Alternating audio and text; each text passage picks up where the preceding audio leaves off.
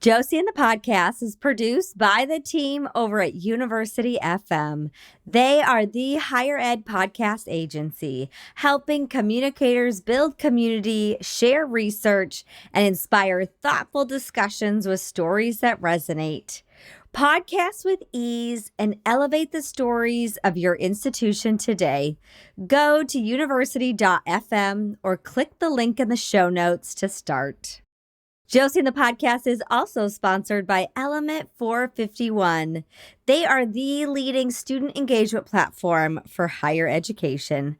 It combines AI-powered chatbots and virtual assistants, workflow automation, and modern marketing tools to hyper-personalize student communication and boost team productivity.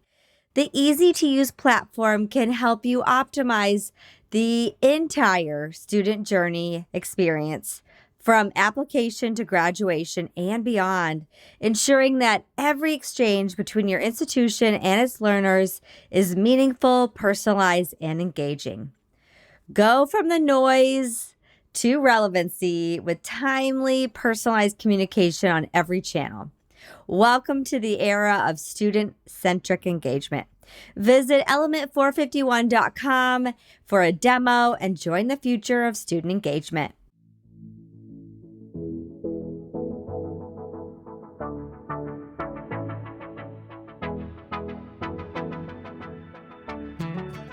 Hello and welcome to Josie and the Podcast. I'm Josie and I'm so happy to have you here with me today. What does it mean to lead and just overall live in this digital space era with heart and humanity fully intact? On this podcast, I spend time answering that question with heart, soul, and lots of substance. My goal is to share conversations that are going to encourage you, empower you, and we may even try to entertain you to rethink digital strategy for yourself and the organizations you support. Happy New Year 2024. I am so excited that you're joining me here today to talk about something that is just very near and dear to my heart and where I get to geek out about. But talking about the new year, right before I started recording, I stumbled onto this article about the Reels of 2023, Reels with EELS, called from the Washington Post. If you didn't share recap video, did 2023 really happen? This is by Taylor Lorenz. I love her work as a journalist and as an author, and honestly, the kind of work she does in the digital space is also a bit on the researching side. And I did also happen to put out a recap video on Instagram. It was much earlier than, I think it was like December 27th. But she calls this trend, because it used to be our top 9 that people would put those grids together. They're seeing this as the TikTokification of life. Kate Lindsay, the co-founder of internet culture newsletter Embed, which is a newsletter I highly recommend that you subscribe to and check out. And it just got me thinking for a moment, and even the reel that I put out there, what would make up your real reel? And not even like, okay, now I'm not going to show the really big highlights, because I think highlights are very much real, but I didn't include in there, for example, how we were sick solidly for 2 to 3 weeks in December, or, maybe some family health issues that happened in September. And maybe those reels are something that we just have for ourselves, so we really know what that encapsulates. Well, no matter what, if you put out a reel or a reel or not, I am in the new year feels, which actually is always this push and pull between all the things, like drive for achievement and overarching feel of anxiety. And maybe that's just like my everyday. But I wanted to share with you some of the things that I am looking towards in trying to call them resolutions, goals, ambitions. This is what I'm trying to read more than watching TV. And if you've been listening to the podcast, this isn't actually a new one, but it's easier, honestly, to turn TV on than open a book. And that sounds weird, but that's the vibe I'm going for. I'm going to try a low spend spring. And this is actually a trend I stumbled into on TikTok. There are a lot of people doing no spend years. And there's systems to this where there's some tracking, there's some things that you obviously like basic needs you have to allow yourself to buy things on. I am always susceptible to the holiday spirit that kind of gets into the problematic side of commercialism and capitalism. And so I am 6 days into the new year and I haven't bought anything non-essential. So yay for me. I'll keep you posted on how that's going. What I am wanting to increase though is protein. And I am a red meat eating all the meats, but in a variety, in more strategic ways, because I'm doing a lot more weights. I hear as we get older, we need to increase weights. I'm not like maxing out on squats or anything or like deadlifting, more like lower rep stuff. So I'm bringing that energy in. And then a little bit more of a sassy one is big eggplant emoji business energy or the peach emoji. I want to come into my own as a business owner with embodiment, with confidence, security, and sustainability. And so I'm all for the emojis expressing that kind of energy. So as I shared over the holidays, we got a little sick. It also delayed some podcast recording. So we're catching up. We're getting back on track. You may hear it still. I'm so nasally. Statistically, I feel like there is a chance you also maybe picked up a bug. Hopefully not a bah humbug bug, but here we are. I am so thankful though. By Christmas Eve, we were feeling better because we had reservations at a fun and for us, fancy place, and there's lots of fancy places in LA. Our favorite food, honestly, is like our local taco truck. So we don't do like fancy and honestly like foodie stuff, but this was a multi-course and it was really fun. And then we also did something like that New Year's Eve with some friends, which was like a United Card event. And just I'm really thankful that we were feeling better and up to doing those kind of things. But also last year, we did absolutely nothing either of those nights. And that was amazing too. There's not just one way to do any of those things. What's coming up in the spring? Probably not more like fancy meals and foodie stuff. But spring is honestly my busiest time as far as things that I'm putting out into the world, that I'm offering. And I just find in higher ed, and especially my work within student affairs. So the first one is Renew. There are 2 dates in January, the 19th and the 26th. If you still have not registered and maybe you are also trying to do a no or low spend January and you can't do that $25 registration fee, just DM me, email me, and I'll get you in. I don't want costs to prohibit people from being able to go through this reflective and goal-setting experience, especially for those that are in higher ed and work in communications, marketing, and social media. The cohort is also coming back in February for the 2024 season. It is a 2-month group professional development experience for those that are ready to finally get some concrete social media strategy skills that they can apply into their programs, departments, divisions, entire campuses. And what's been really meaningful for me is now I'm seeing, since this is a number of times we've offered the program, we're seeing real examples of the cohort come to life. And actually you get to hear from one participant from a previous year in a little bit. And that is just like the good feels for me. The Student Academy is always a tool that you can grab and go with. You might be finally hiring students to help you with social media or any kind of communication. Maybe it's blogging, podcasting, videos, email. This is the training program that you can give them that is self-paced, give them some measurable outcomes, and know that they have completed something that was created by experienced strategists in higher ed. And then finally, I full up to my eyeballs with amazing consulting and coaching clients. And we're doing lots of research and discovery and strategy and road mapping all around social and digital communication strategies. And so that's been awesome. Today's episode is about building versus facilitating community. I have been talking about community for quite some time. The drive I have, the philosophy, whether it's digital leadership, digital identity, digital strategy, my philosophy and practice is to use communication tools to actually connect and build community.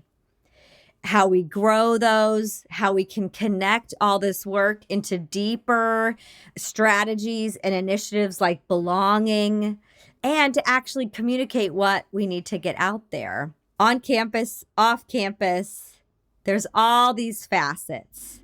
But do we actually build community or facilitate community?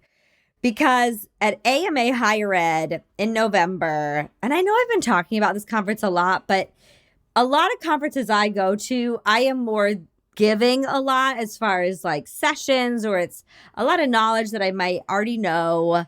And this conference just really was honestly a lot more for me in my development too, and community. But there was a keynote there that when he said something that I didn't freeze, I got excited, and it really got me thinking. And that's Marcus Collins. He is a professor, best-selling author, chief strategy officer, culture scholar, and Forbes contributor. He's affiliated with University of Michigan, the Stephen Ross School of Business, and he had a keynote about community, about brand strategy, consumer behavior, and he's worked with all kinds of brands. And he was very relatable though, even though he's worked with McDonald's and Nike and Beyonce and Apple and all these things. And he relies on literature, case studies, and data-driven insights. And he talks about how culture influences behavior, and especially consumer behavior, community behavior, and how we ascribe two different culture subscriptions. So he just came out with a book last spring for the culture, the power behind what we buy, what we do, and who we want to be. And obviously I am I'm prescribing by this book. And his practice is that we are facilitating community. We are not building community. And how community, though, is the DNA in how people connect. And social is about people, putting people first, widening the aperture of how you see the world. But I still had to wrestle this phrase of facilitating community rather than building it, honestly, because I have been saying building community.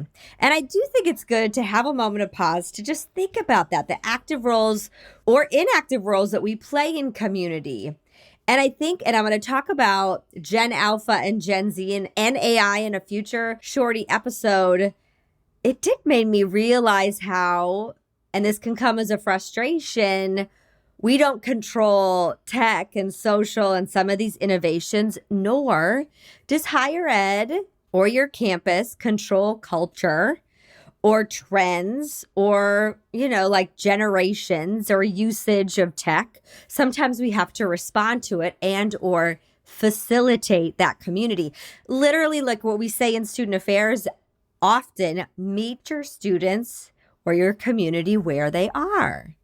Maybe I have had this same philosophy. It's just semantics of the language. So, for example, I will hardly ever recommend a Facebook group anymore because the culture, especially if you're wanting to connect with a younger demographic, is going to be found more likely on a tool like TikTok or Discord or maybe WhatsApp.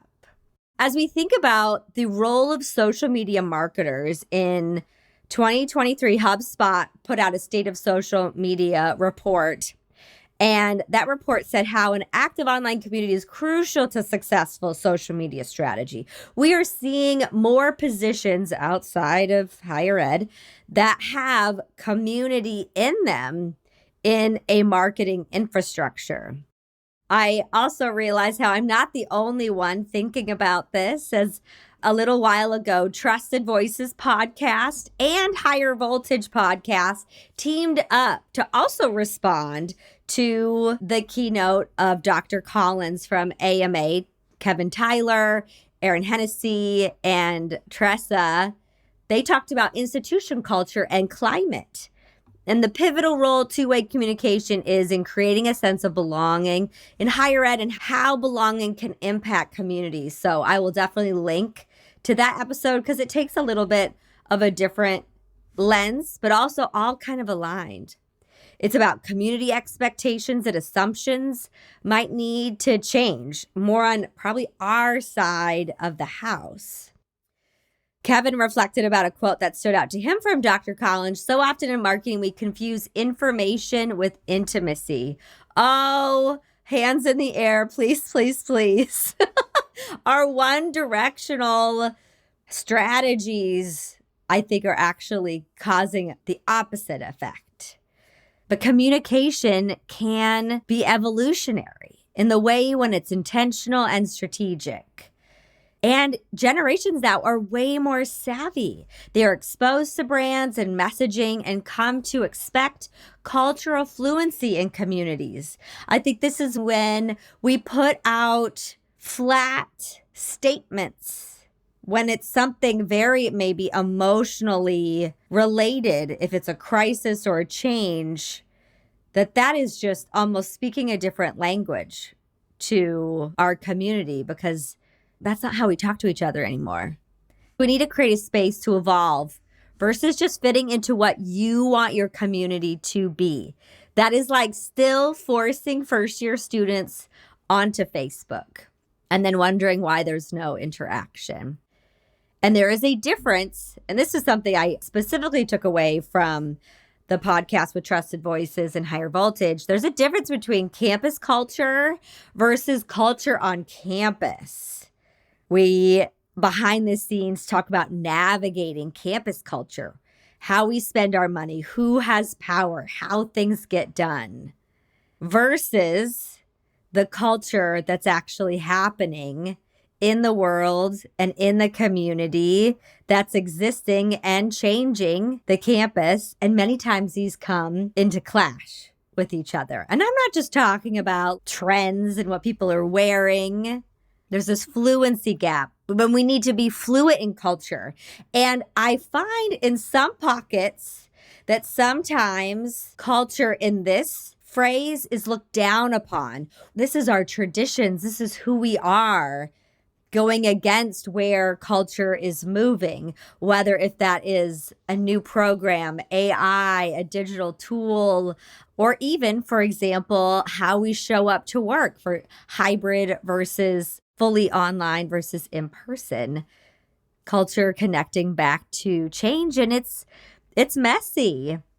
And I think it is important for leaders to take the time to be uncomfortable, to see what culture is outside of their C-suite, because I guarantee it is not the same.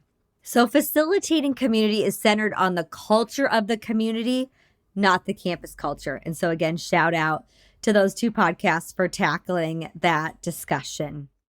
I hope this episode, you may or may not be grappling with language, but I think there's something here as we think about being advocates for culture and community and how we show up. And those that are versed in social, you get this.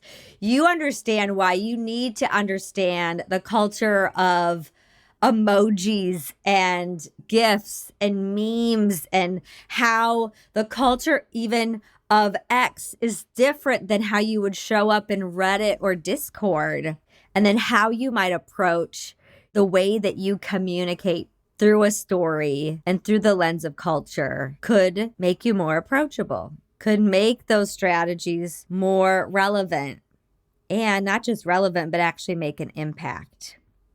But we cannot always make up the culture, just like we can't make the next new social media platform. I mean, somebody could. Facebook started on a college campus. And so let's move the discussion into even something deeper, and where I want to take the culture discussion within communities into higher ed, the secret sauce of it, and where we are already always or should be driven is being in the business of belonging. And so let me geek out, if you don't mind, about defining belonging as a facet of community. Times Higher Ed recently put out an article reflecting on belonging as the next steps in inclusion. And inclusion and equity go hand in hand. And unfortunately, because some states can't handle their DEI right now, are calling offices and these initiatives belonging. And so I also don't want to diminish, though, this word of belonging, because we're having to use it to kind of, I don't even want to say play nice in some states, but belonging does resonate, but sometimes words matter. And anyway, I've gone off on a tangent. I think that'll be another topic for another day. Belonging asks, does everyone on campus feel valued, connected, and able to be their authentic self? The article goes on to say, in many ways, belonging is the emotional counterpart to inclusion. Have everyone's ideas been heard, respected, and understood? And then, is that feeling of having personal involvement in an environment? They go on to say, a sense of belonging is centered on gaining acceptance, being part of something, and feeling supported, as well as giving support to others. And those types of ingredients are sometimes forgotten when we are building digital communities. Not on purpose, not maliciously, but we get so caught up in what that tool is and then producing, where we keep those at the core, maybe in our curriculum or in our on-campus programming. I want to give you this toolkit as you think about going about facilitating community in 2024. EAB's Student Belonging Resource Center have 5 tenets of student belonging, whether if that is classrooms, in digital spaces, or on campus. And those include seamless student experience, mental health and well-being focus, active and engaged learning, co-curricular and social engagement, and mentoring and support. And I just want to think for an activity, an exercise. If you were to look at your strategy right now on Instagram, what you put out, even let's talk about the reel you put out in 2023, would it include any of those 5 tenets as far as topics that you talked about on your channels, the emails that you shared, the discussions that were had in Discord? Our digital communities can facilitate within the culture belonging, knowing we have some tenets we can pull on. Because goodness, do we know the impact belonging can have.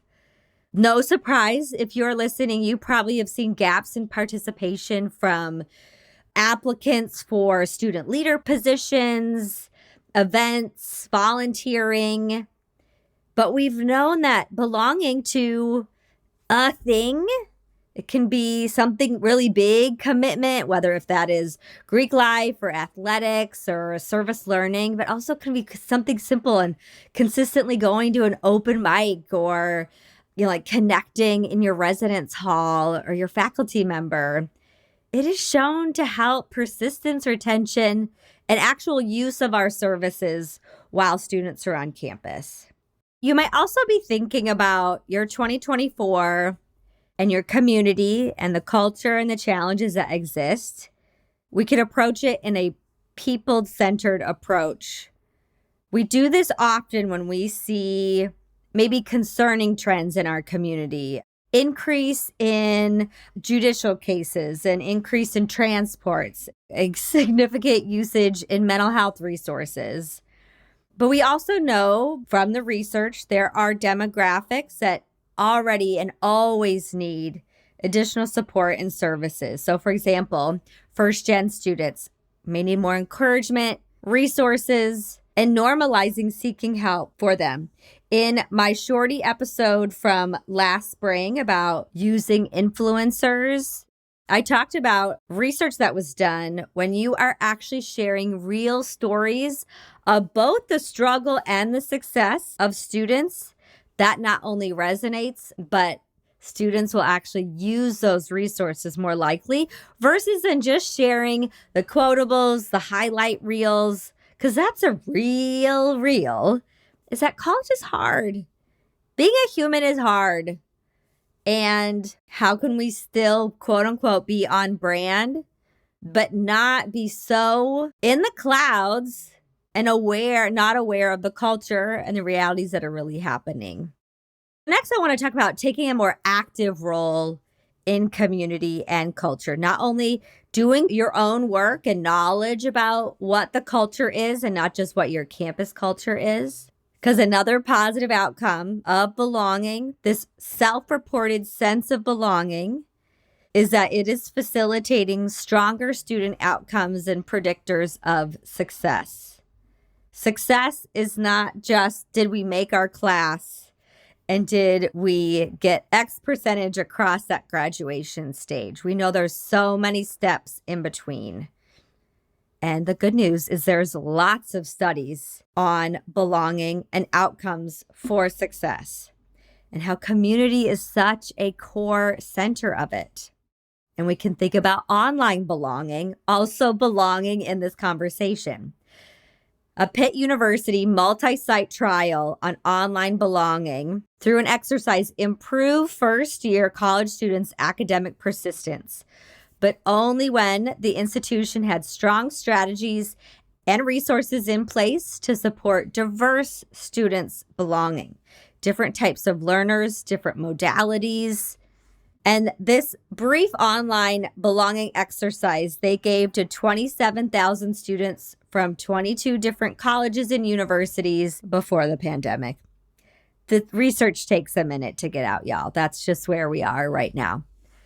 But going through this exercise, students felt a stronger sense of belonging where institutions prioritized it. And there were positive impacts all over the place.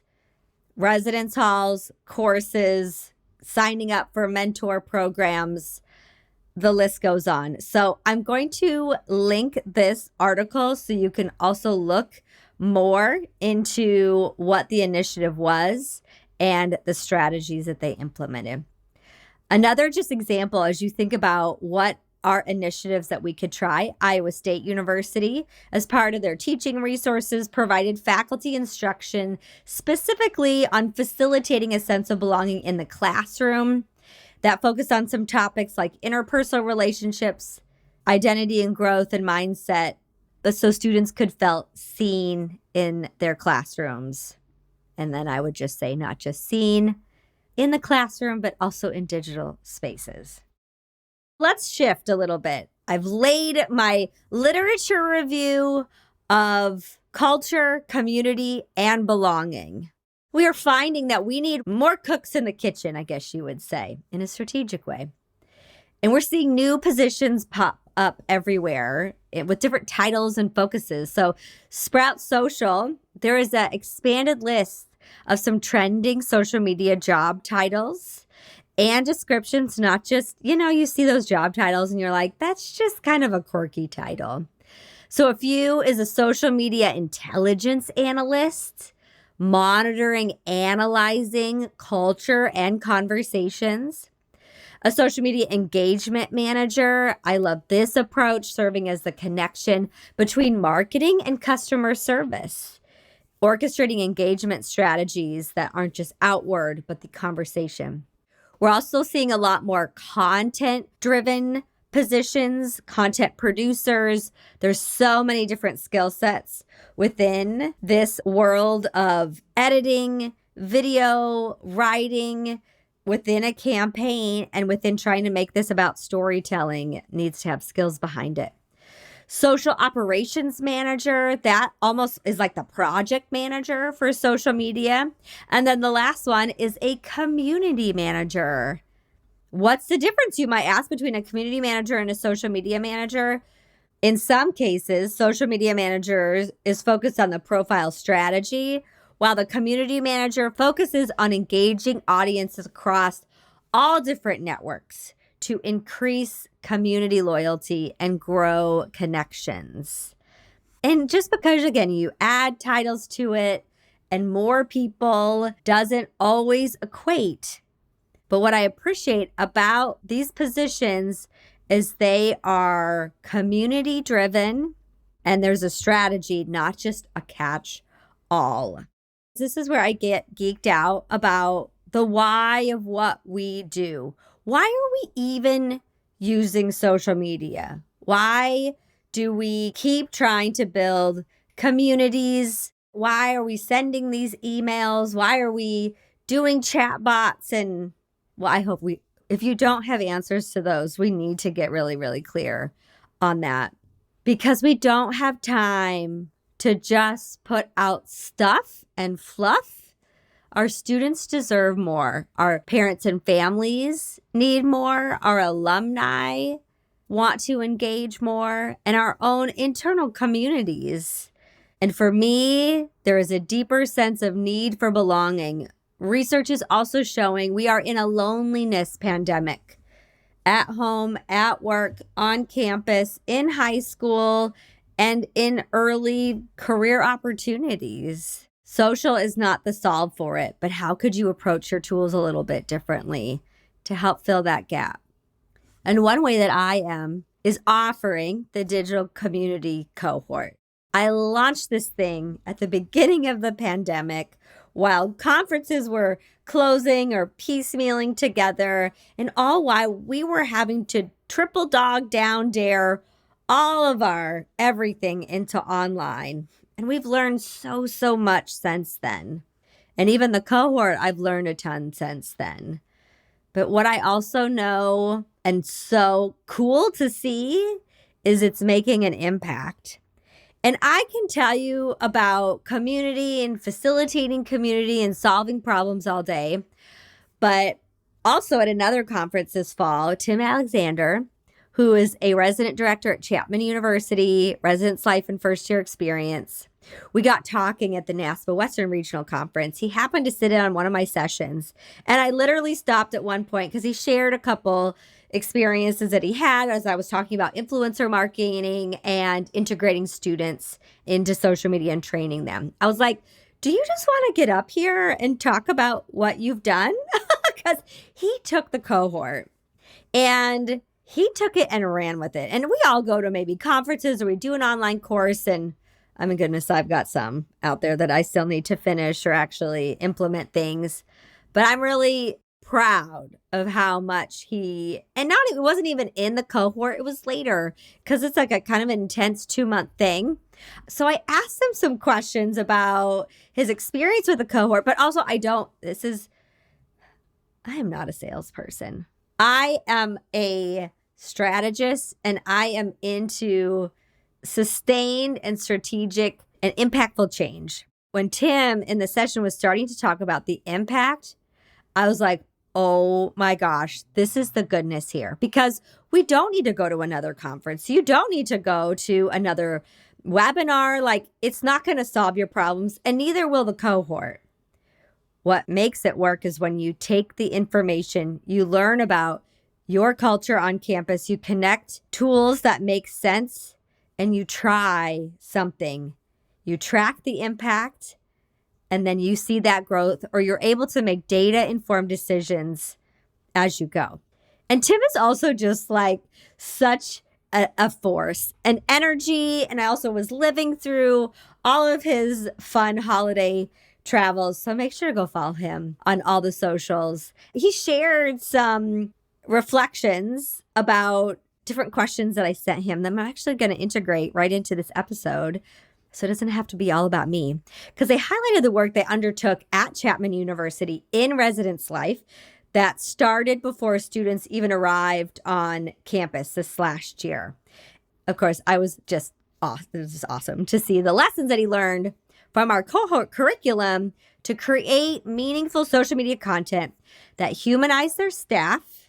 That was the goal. They improved information literacy about their residence halls. And the biggest one that if you are in residence life or student affairs, I need you to hear this and I need you to take some notes. Their strategies led to a decrease in incidents in their residence halls. And so let's hear more from Tim. So even before students moved in, we had each RA create a post about themselves, and they could put their professional headshot in their RA gear, but then also some personal photos to help humanize them. And this worked out really well because on move-in day, residents already knew their RA and felt connected to them. And another thing that we did was we posted 8 videos. So each RA was assigned one topic or theme to help educate residents before they got there. So things about how to do laundry, how to connect to the Wi-Fi, basic stuff that, we put in the 20-page memo that we send out, which we know they don't read.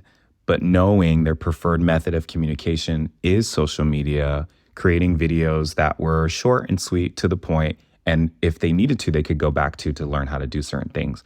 One video we did was how to turn off the water if your toilet is overflowing. Something that I know as a resident director, but as a new first-year student, 18-year-old, probably never had to deal with that. And so when you think about the thousands of dollars we were able to save because our building really never had any toilet plumbing issues, whereas other communities were struggling with that because students did not pay attention during the community meeting after moving in and going to orientation and having all this information brain dumped into them. And so very early on, I felt like the students that lived in Glass Hall had a higher level of information literacy, because a lot of times the RAs and I would come together and talk about trends of the community, and someone would say, oh, a lot of students are asking for lockout codes. So we would create a video about how to remember your ID, and if you did need a lockout code, some of the steps that you would take to kind of get it as quickly as possible. Or there was another trend where people weren't really honoring our quiet hours policy. So we made a fun video of the RAs being noisy, and that kind of got a lot of views. And then we made a video about our social gathering policy. So this is about how many humans can be in a residence hall. And that went sort of viral. So for context, we only have 400 residents that live in our building, and that video got like 19,000 views. And still to this day, I'm not quite sure what was going on in the algorithm, but I think from that point on, people were watching our videos. They were following us from other buildings. One of the things I learned in the cohort was doing assessment. So a lot of times we were measuring metrics of likes and follows, but one of the faculty was like, why don't you ask your followers, what do they like? What do they want to see more of?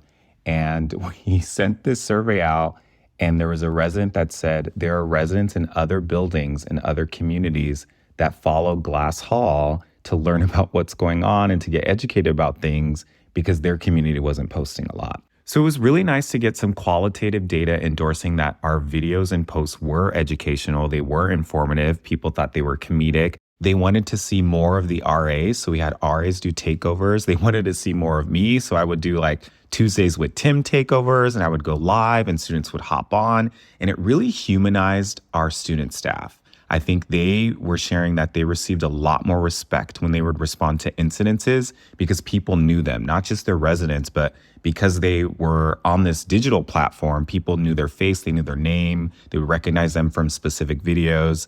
And one of the biggest positives was that we were getting less incidences in general. Like I would look at our duty logs, and in comparison to other buildings, we were getting a lot less calls because students understood kind of what it meant to live on campus a little bit better, and they understood the RA role a lot more. And so they just had this level of respect for my student staff and myself.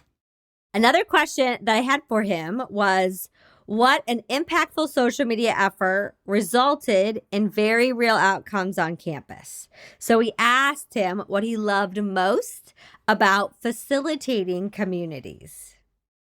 The thing I love most about facilitating communities is working with the students to create the content. So I was privileged to work with a film major and a marketing major, and they were both RAs. And as folks know, RAs are compensated through room and board, but they were really going above and beyond the job description to create these videos. And so I was able to create a position called the RLMVPs, or the Residence Life Marketing and Video Production Interns.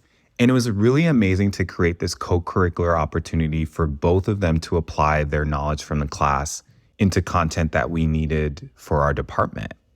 Being so close in age to their Gen Z peers, the ideas and creativity that came out of them, we needed to create this video to educate people about checking out. That's a big process. Students live with us for 9 months, and then during finals week, they need to pack up all their stuff and go home.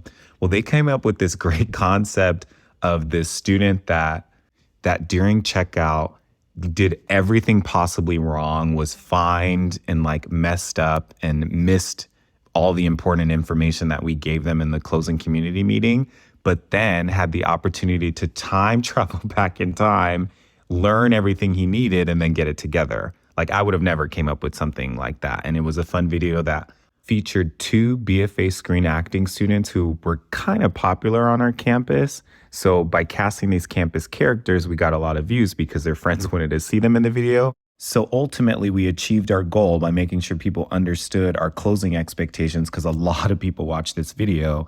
And then it goes back to that co-curricular piece where even the BFA screen actors were being able to apply what they were learning in class on this project. Y'all, talk about a Residence Life MVP. I love the creation of unique marketing and video production roles to create content that really resonates. It's not busy work, it's a work of belonging, and it's making an impact. And Chapman University and Tim's role as an RD is focused on first-year students. So we asked him how he's serving the unique needs of first-year students, especially those that are underrepresented, underserved, and under-resourced.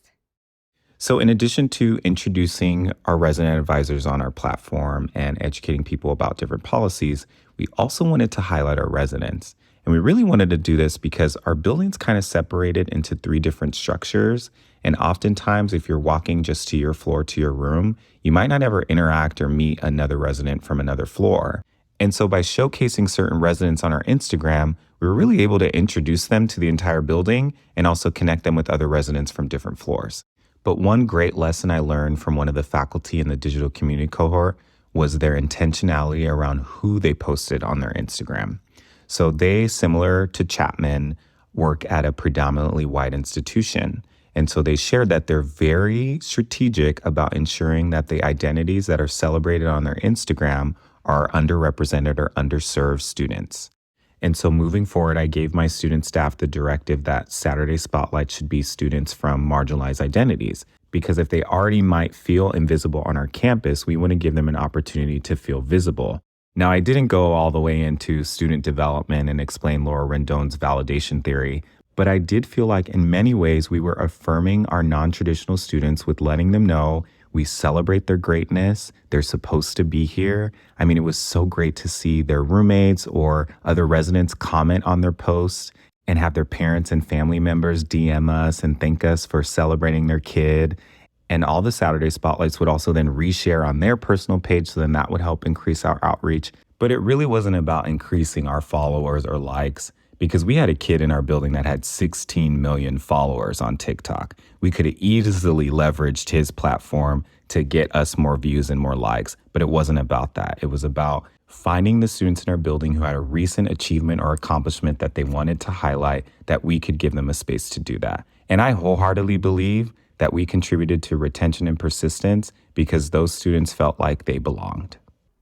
You can't see it, but I've got heart hands about this intentional strategy of belonging, inviting students to be creative, especially around the residence hall content and serving these underrepresented students. And finally, I asked him what was life like after the cohort and what's next for your community at Chapman University. After participating in the cohort and gaining all these skills and tools that I was able to apply in my specific building, over the summer, I sat down with my colleagues and we developed a content calendar for the academic year to ensure that all 70 RAs and all 9 of our communities could benefit from this digital community building model. This was actually a SMART goal that I had developed in the program. So to see it come to fruition was so validating. And it was nice because during RA training, we went over guidelines and tips and tricks, and some of the students who supported me in class presented alongside me so that their peers could hear from a student's perspective. And each community was required to post a certain amount of videos before move-in day. So during this time, they're bonding over creating intro videos and fun ways to teach their residents about different things. We've hired more RL MVPs and have been partnering with our campus police to post more videos about safety around campus. And I feel like we're leading the effort on our campus for digital community building. Like, I can't walk around campus without people recognizing me and being like, hey, there's Tuesdays with Tim. Or even some RAs will share that they're being recognized in class or around campus because people are following our social media accounts. And one of the best things is when we were recruiting for resident advisors, we utilized multiple platforms and videos to kind of get the word out. We had the highest number of applicants ever in the history of Chapman.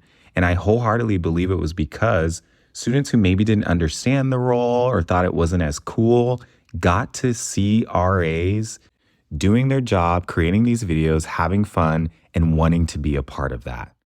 Tim, thank you so much. I really wanted to obviously have this conversation live, but you were traveling the world and I was sick and we make things work. But I might continue to do these little snippets in future episodes because I think it's so helpful to see real world examples and impact. And this one, I think, though, again, those that are listening in student affairs, start to approach social to solve a problem in a programmatic initiative way that you can move the needle.